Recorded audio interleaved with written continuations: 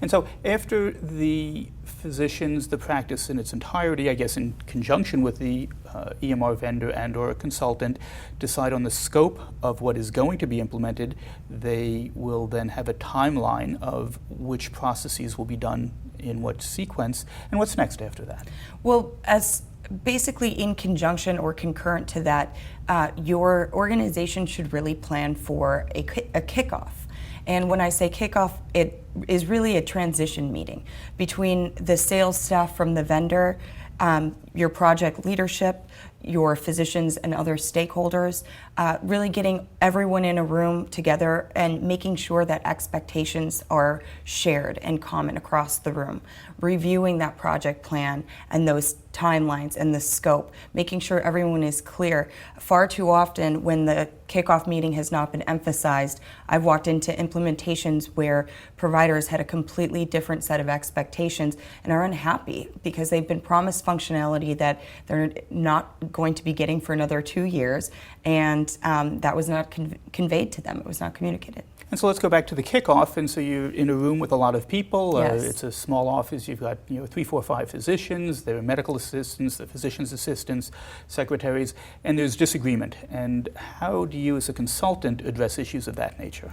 It can vary from issue to issue. If it's something that is essentially leading the discussion down a rabbit hole, we find the old hat trick is to write a parking lot item on the chalkboard and follow up at a later meeting when there's less emotion. And so you'll just move the meeting along and address Absolutely. Issues that may not be as Absolutely. critical. Because when you have so many stakeholders in one room, they're not necessarily all necessary to resolve one particular issue. Certainly. And so after the kickoff, if we finish that issue, what would be the next process?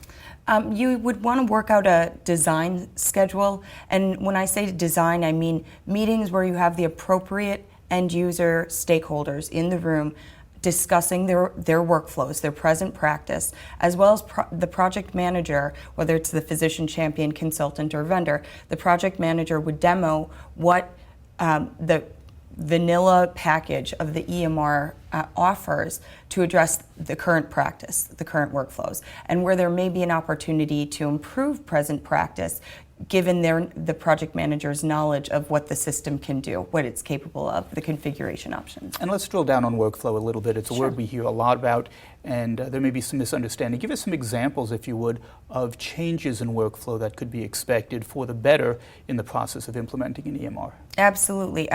In the ambulatory world, a great example is your telephone encounters. Today, maybe a unit secretary or a nurse takes a phone call from a patient, scribbles down a note, and slaps it in the hand of the provider.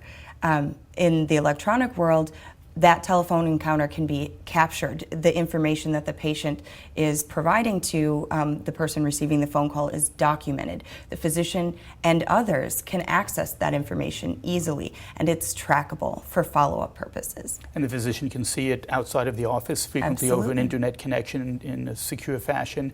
And give us a couple of examples, if you would. Absolutely. So prescription refill. Same scenario as a telephone encounter. If a patient wants to have their antidepressant refilled but doesn't want to come into the office, they call the nurse or they call the secretary.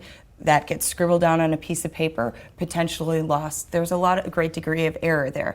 With implementing an orders encounter within an electronic medical record, the patient is served in a better manner in that they now have a trackable mechanism in place that has documented that their prescription was refilled, as well as that is now part of their medical record. They're trackable in case the patient comes in and a doctor might accidentally prescribe a conflicting prescription. There's the capacity within most EMRs to flag an alert. And we'll get to alerts in a few minutes, I believe.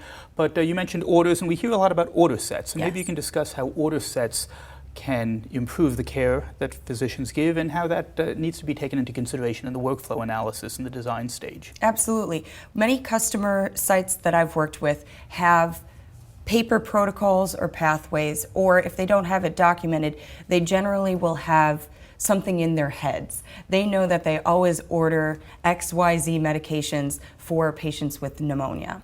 Or there's a policy in place as far as a state policy in place as far as how they handle patients with CHF.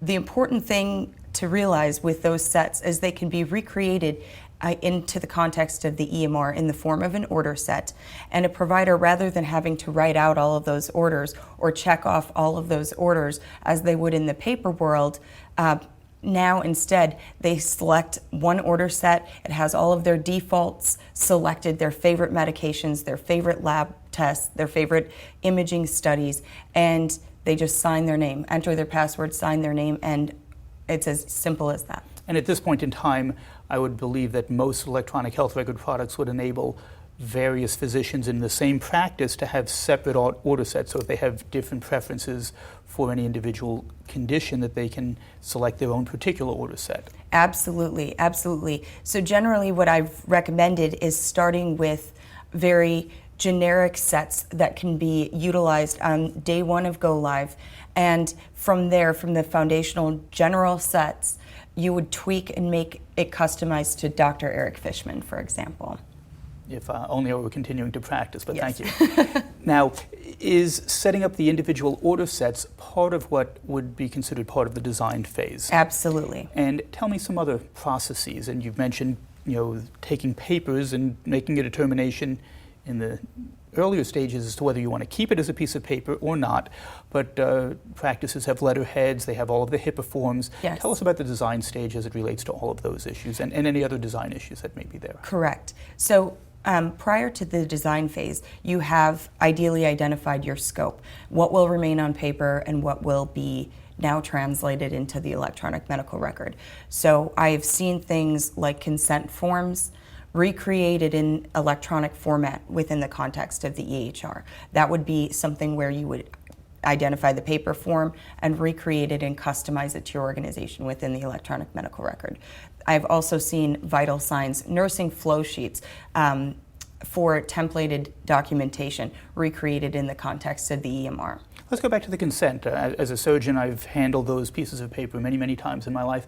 Why would a practice not want to have an electronic consent, for instance? Is there a reason? Or if you're going to go electronic, is that just sort of the no-brainer that of course you'll want to have documents of that nature be electronic? Well, that's a very interesting question, because consents oftentimes come up as a very controversial piece. And I think of the implementations I've participated in, and I think a lot of it is really getting people to let go of the idea of paper as the end-all legality. It's really driven by policy within an organization. Joint Commission recognizes the electronic medical record as the true patient record, and they have audited EHRs as such. And it's usually the back office that maybe does not have as much of a stake in the clinical processes of the EHR that pushes back, because it's change, it's a new aspect to their workflow. And thank you. And you mentioned policy, and policy and practice don't always go hand in hand. I wonder if you could elaborate on that a little bit. Yes, absolutely. One thing to note right up front is implementations will inevitably bring to light the wide gap, oftentimes wide gap, between policies of organizations and practices, between what administration says to do and what is actually being done. So knowing that in advance is probably something to keep in mind. You won't be as surprised when people start disagreeing during your design sessions.